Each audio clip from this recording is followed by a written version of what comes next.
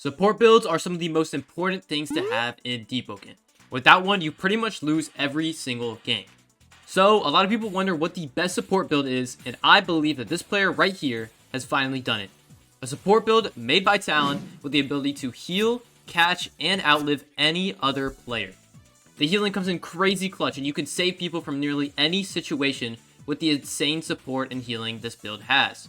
If you don't believe me, this build has 560 health with a full mix of elemental and physical resistances, and can get upwards of 600 plus health if you'd prefer to max out on HP, but I'll get into later why an elemental kit is much better.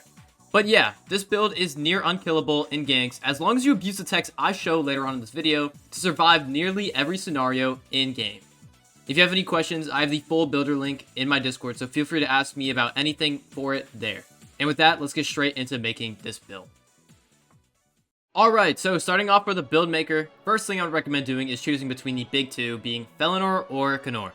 Personally, I would recommend Knorr because you will be pairing up the ally damage reduction with Give and Take for a combined total of 48% damage reduction from all allies if you do choose it. But the climb height buff from Felinor is very good for depth ganks where you do need to run a lot, so it could also be a viable option. Your Oath, of course, is going to be Link Strider because this is a support build. Your origin shouldn't matter too much, but I suggest Voidwalker so you can help out any of your friends in any Voidheart ganks.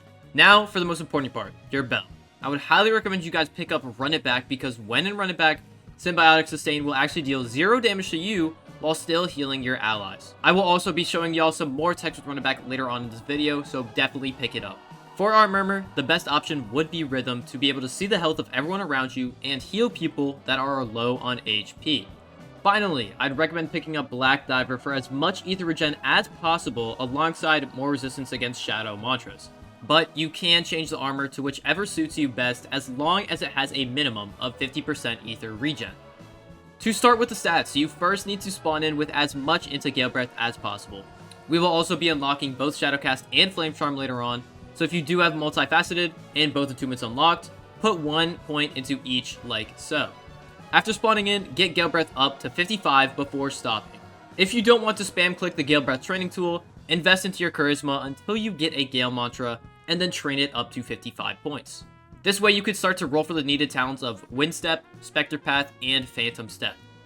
After Gale Breath, invest 80 points into Charisma to get every single Vow talent, while also getting the mantra Sing to overcharm your allies. Then, invest 30 points into Agility for Arrow Gliding, and also start using Mystic to get the talents required for Ghosts. After 30 Agility, the final stat will be Intelligence. We will be going 60 Intelligence to get the talent Placebo Effect, to give our allies potion effects for free alongside some talents to keep our ether relatively high. And finally, the last of our points will be invested into Agility to get Ghost. At this point, we are done with our pre-shrine, but now is the time to unlock a few extra attunements. The only attunements we will need to unlock are Flame Charm and Shadowcast before we shrine. And you can invest 1 point into the following stats that you see on the screen. Before shrining, these are all the needed talents and mantras to get, so make sure you have each one of these before shrining. And once again, I'll have the builder link in my Discord if you have any questions or want to look at it. Once you shrine, everything should look like this. Once we are here, the first thing we will do is put 6 points into Flame Charm to get both Flame Leap and Flame Assault for our main mobility mantras. Then, our next points will be going into Shadowcast to get one of the best ganking mantras, Clutching Shadow, alongside Shade Step for more mobility. Clutching Shadow will mainly be used as a mantra to help our allies combo others easier and chase down any runners. Now that we have our attunements done, the first thing we will do is invest 5 more points into Charisma to get level 4 Sing and or Taunt. And then after, just an additional point into Agility, which should help you in case you didn't get every single Agility talent pre-shrine. Lastly, we will be dumping all our points into Fortitude until we hit 50. Then, we will go 30 Willpower for Perseverance, and then finally, the rest of our points will be going into Fortitude to get us Reinforced Armor and some extra health with our spare points. The final build should look like this, and I would recommend using the traits 6 Vitality and 6 Erudition to let you keep healing your friends for as long as possible with the extra ether. Besides the key talents and mantras I mentioned before, the talents for the build are listed here. If you have any questions, I suggest joining the Discord and using the builder link I have there. A lot of you might be curious as to what weapon we will be using for this build, because right now we don't really meet the requirements for anything. Our main weapon will actually be the Iron Spear, however, we will actually be using a bug to put the Trident Spear motif on it. To do this bug, you first need to slot with enough medium weapon to equip a Trident Spear, and then just simply take the motif off of it, put it onto an Iron Spear, and then bank that same Iron Spear. The process is very simple and very powerful, as Trident Spear crit is one of the strongest for proccing enchants like No Life King or Gluttony. This crit gives you a ton of mobility on land and in the water, also having good synergy with specific enchants that could lead to some deadly combos.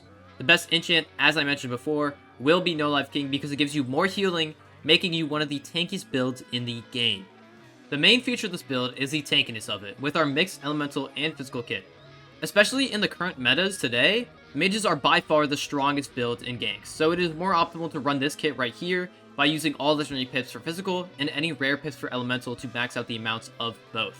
In the end, your set should look somewhat similar to this, with the right kit having 560 health, 50 physical, and a minimum of 40% resistance to all elements. Combine this with Knorr and Give and Take, and you should take no damage from your teammates, allowing you to always be right next to them to heal them whenever they need it. For your bell, Run It Back is going to be your best friend as a Link Strider. Being able to heal your allies while taking none of your health is crazy broken, so make sure to use Run It Back before any major heals. I would recommend using the Sanity downside because it is quite easy to deal with, as you can simply use your Run It Back and then drink your Sanity pots while in the Hyper Armor completely unpunished. For mobility, make sure to always have your Gale Wisp summoned to constantly get a passive Spectre bar allowing you to dash around the map. This bar fills up a ton for each time you roll, so it should be at max as long as you don't leave it running accidentally. You can also combo this with Aerogliding, which should let you run from practically anybody because you can stay in the air for a crazy amount of time. When ganking, the most annoying things when using Run It Back can be people camping your spawn point for when you get TP'd back. Now, there are two ways to avoid this.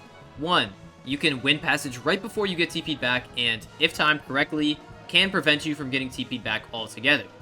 Or, two, you can use your Shade Step relatively before you get TP'd back, and then stay in there to prevent any damage towards you, while also getting free heals and punishing the campers. Both ways are good when you're trying to run away from other people, but the Wind Passage tech can be hard to time correctly, so the safest option is using Shade Step to punish any campers. Healing doesn't have to always come from your Link heals, as there's plenty of other ways to heal people with this build. After using Run It Back, you are able to drink health pots completely unpunished, and although this has been nerfed to not heal you at all, you can still apply this potion effect to your allies using Placebo Effect. This makes any of the potions you drink completely unpunishable, and the same can be done using Reinforce to provide heals with Grand Support.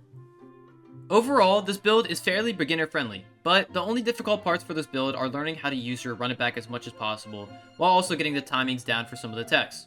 Taking advantage of Run It Back to heal your teammates will make it extremely hard to kill you, allowing you to never die if used correctly. Hopefully this build helps you support your teammates even better than before, so if you enjoyed, make sure to like and subscribe, and I'll see you guys later, man. Peace! What? These are busted!